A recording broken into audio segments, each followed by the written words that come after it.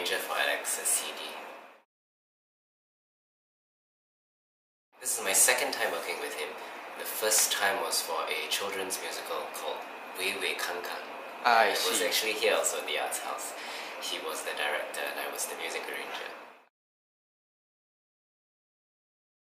It was wonderful.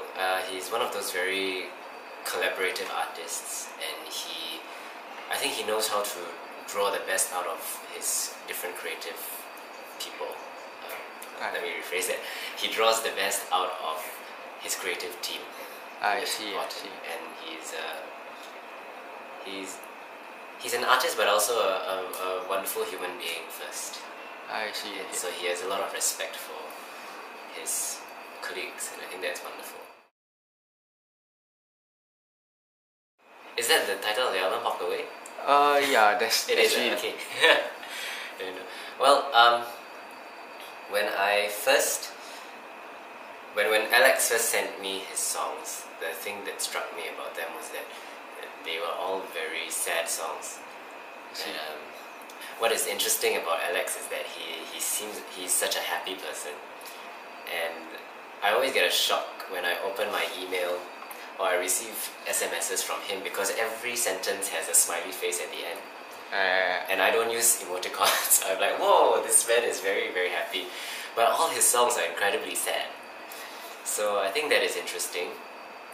And so what I told him that if there's one theme that I see that is throughout his album, is that they're all unresolved in a way. And I'm not sure how much of that comes from himself, but I'm not one to psychoanalyze. But I think there really is a tinge of sadness in there. That is interesting, and that's why I say Alex is very collaborative. He gives me a demo track of him playing the guitar and singing very simply, or sometimes just him playing the piano. And then he gives me some ideas of what he thinks he hears, but then he tells me, don't let me influence you. Come up with something that you want and you hear, and then we can review it together. And so I've tried to bring a bit of myself into it as well, but at the same time retaining the essence of his songs. I like two very much, Walk Away and Still in That Day. Still in That Day was the first one I arranged, and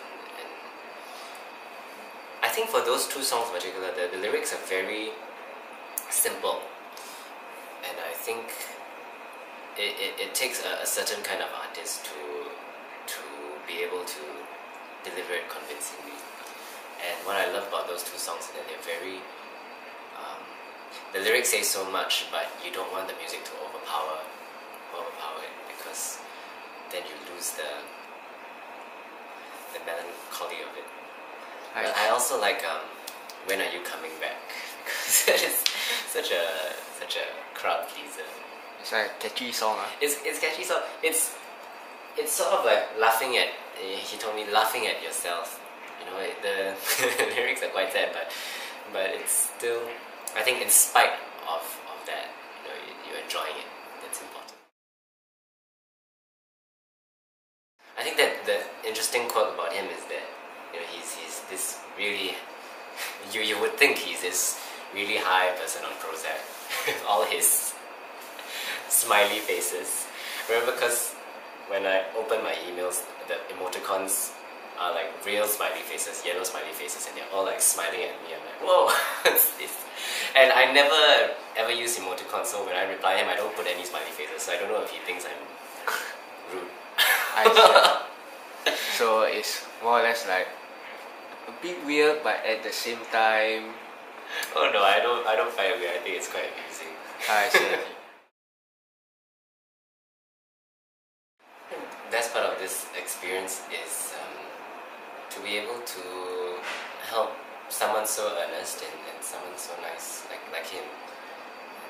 And, I think his songs are very sincere, and I know he's been searching over the years for collaborators. He's done his previous albums on his own, and he's been wanting to find the right people to work with him.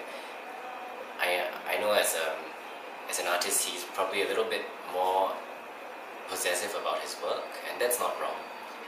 And so I'm glad he could share his music with me, James, Melissa, and all the people who are working with him. Of course, very much so.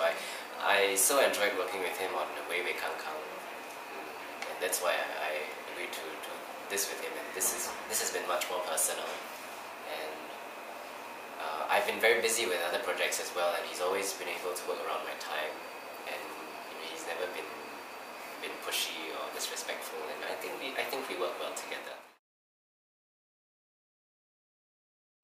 I hope the listeners really enjoy his music, because I think they come from a very